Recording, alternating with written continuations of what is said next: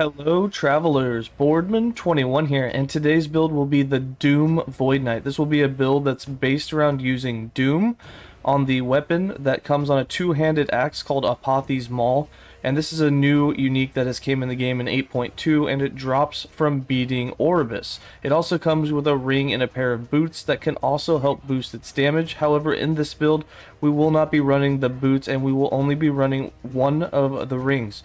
This build will still be based around using Rive, Devouring Orb, Lunge, Sigils of Hope, and Anomaly, but altogether it's still going to be a speedrunner build, and it's very, very similar to having the Decimator or the Omni build that I've done in the past. It really hasn't changed too much in terms of pure playstyle, but in terms of pure melee damage, this one does have more melee void damage, which allows Rive to do bigger hits.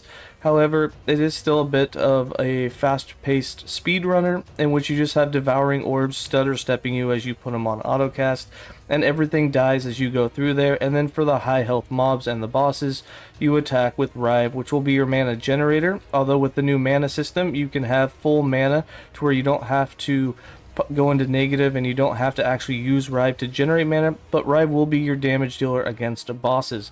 Now, Doom is something that does really good damage. Unfortunately, you can only have 4 stacks of it on the enemy, which means you can't stack a whole lot. It's really great for killing off trash mobs really quick, but when it comes to doing damage against bosses, it's really kind of capped out. Now, we did try this with many different skills. We ran it with Erasing Strike, Warpath, and they just didn't feel that great with it. They did do damage, they will work, but the setup with Rive and Devouring Orb felt like the best way to really capitalize upon the power of the Void. So let's go ahead and get into the skills, the interactions, and just how it all works. For skills, I'm running Lunge, Rive, Devouring Orb with +2 levels, Anomaly, and Abyssal Echoes.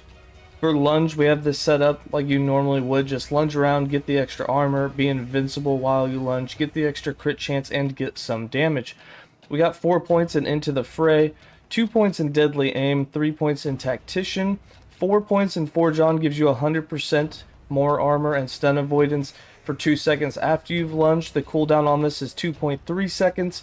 However, you can get that down a little bit more if you wear the Doom boots, to which you would be able to cast it often enough, or if you have Anomaly going off all the time, which we will, that also reduces the cooldown to where you can almost have 100% uptime of that buff. Then 1 point in Unstoppable, you take no damage while lunging, you're invincible. 1 point in Initiative, so for 4 seconds after lunging, you will get 100% uptime of this buff.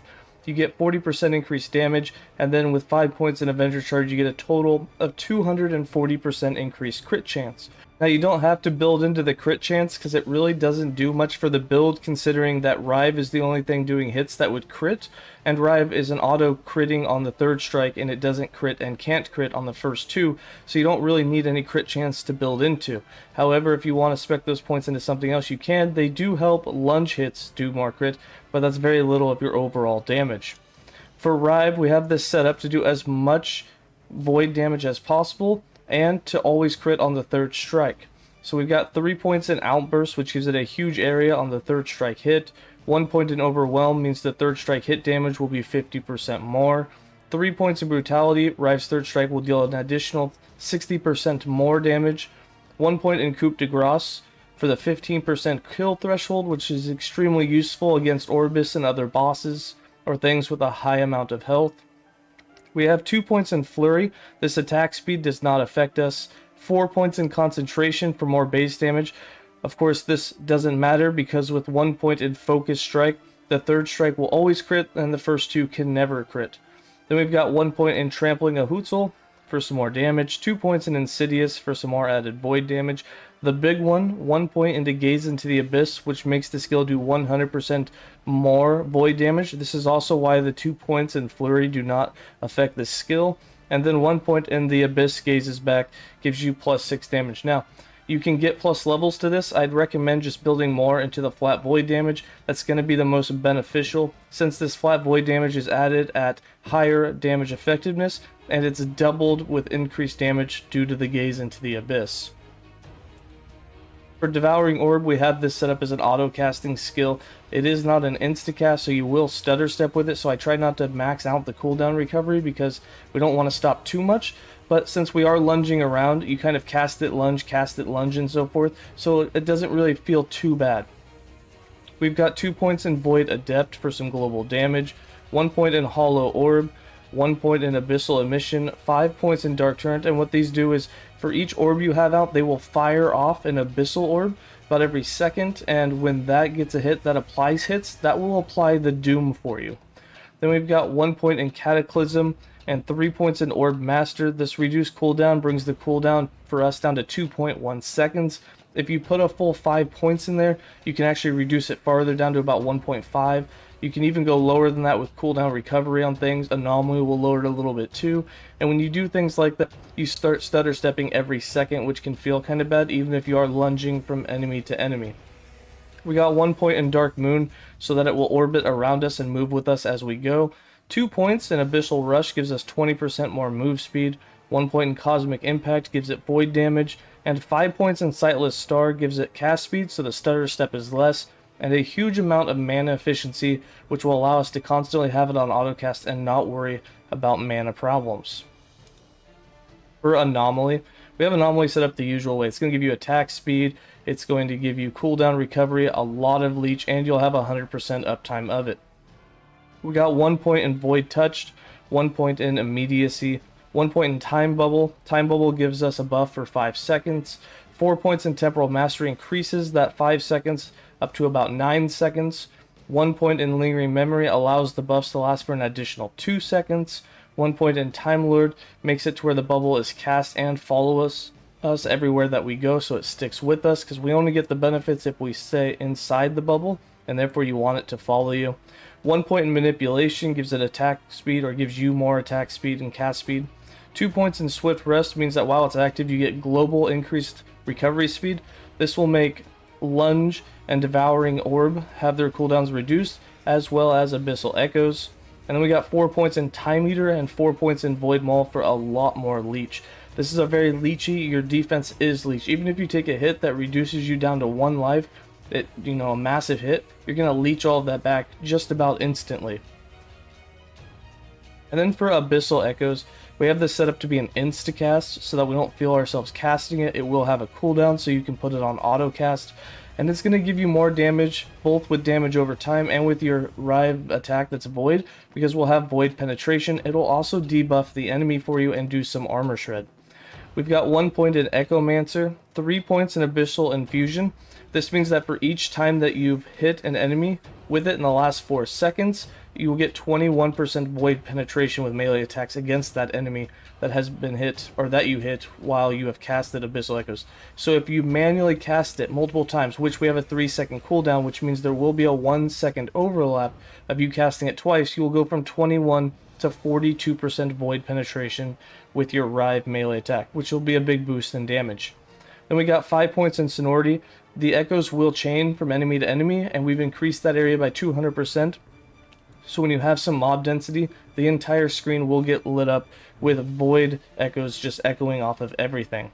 We've got 3 points in Temporal Reaving, so that enemies that have been hit by Abyssal Echoes will take more damage over time. That's where Doom comes in. We have 1 point in Temporal Blight. This inflicts Blight on the enemy for 2 seconds. This reduces their cast speed, attack speed, and move speed, as well as reduces their armor by 20 for every hit. We got 1 point in Metal Echoes. To turn it into an instacast, this gives it a 5-second cooldown. With 2 points in Reality's Dirge, we reduce that down to a 3-second cooldown.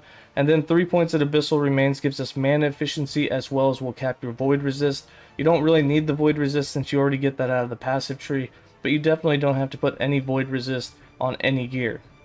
For passives, I'm running 20 points in the base Sentinel class with 8 points in Juggernaut, 5 points in Armor Clad, 2 points in Relentless, and 5 points in Time and Faith, which will help you gain health and mana when you are using Rive. Now, you don't really need the health. You'll be leeching more than the 25 health that you would get on hit with Rive, but the mana does help if you have some mana regen early on, or mana regen issues early on. If you're building up with this, obviously just starting from the bottom and working towards the top, the last 5 will go in Time and Faith, and the first 5 will go in Juggernaut. After that, doesn't really matter, but getting 5 points in Armor Clad will reduce damage you take early on. Then we got 91 points in the Sentinel, we've got 10 points in Abyssal Endurance, 5 points in Temporal Corruption, 4 points in Devouring Blade, 8 points in World Eater, 8 points in Void Blades, 1 point in Void Corruption, 10 points in Future Strikes. This is the last 10 points that I would put into the build. I'd be more worried about everything else first. 5 points in Rot Grip, 5 points in Woe, 4 points in Singular Purpose, 5 points in Echoing Strikes, 10 points in Time Legion, 15 points in Dread, and 1 point in Avatar of Regret. The last 10 points go in Future Strikes, the 15 before that would go Dread, before that just work your way up the tree, getting all of the points that you see here besides those 25. Those would be level 75 to 100, would be the Future Strikes and Dread. So for items and idols, there are some uniques you need. For the unique, we are running this based off of the two-handed axe Apotha's Maul. This gives us a huge amount of added melee void damage, 116. It also gives us a 100% chance to apply Doom on hit, which is more than enough because as soon as you've done 4 hits, you'll have applied the maximum amount of stacks of Doom on an enemy. Now, not only do you get that on hit, that means it doesn't have to be a melee hit to do that. You get it on all hits, so the Devouring Orb, Abyssal Orbs, will apply that on hit for you automatically. So you'll almost be at all stacks on all enemies at all times. This also gives Doom effect, Doom duration, increased melee damage, and increased leech rate. To go along with it, we have the Siphon of Anguish, which gives melee damage leeches health, void damage leeches health, increased leech rate, increased move speed, chance to apply Doom on hit again, and then more Doom effect. And that's going to be it for the Doom House. You can wear 2 of these rings if you want. It will increase the damage that it does. However, there was no need, and we needed more mana regen to sustain the build as we have it built here, so we left it. All of these uniques drop from Orbis, so you'll just have to hunt Orbis over and over and over again. Whether it needs to be in an empowered map or not, with high corruption, I'm not sure. I know that I got both of mine, the axe and the rings, when I was doing an empowered echoes.